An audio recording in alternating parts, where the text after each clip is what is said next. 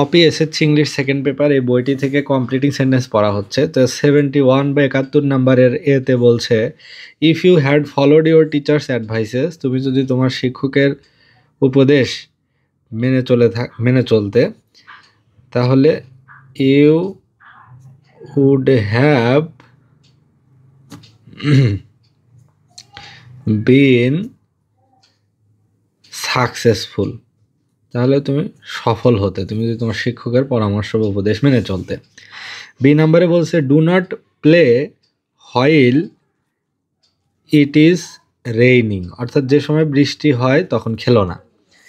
C নাম্বারে বলছে, we should drink pure water lest, আমাদের পিওর ওয়াটার পান করতে হবে, বিশুদ্ধ পানি পান করতে হবে, নয়তোবা উই শুড বি সিক, আমরা অসুস্থ হয়ে পড়ব। ডি নাম্বারে বলছে, the load is so heavy for me that, অর্থাৎ এই বোঝা আমার জন্য এতটাই ভারী ছিল যে এতটাই ভারী যে আই ক্যান নট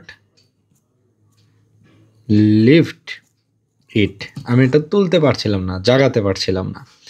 ই নাম্বারের প্রথমেই গ্যাপ, তারপরে আছে ইজ নট গোল্ড, এটা একটা প্রভাব বা প্রবাদ, এটা হলো ওই যে চকচক করলেই শোনা হয় না, ওই ইংরেজিটা।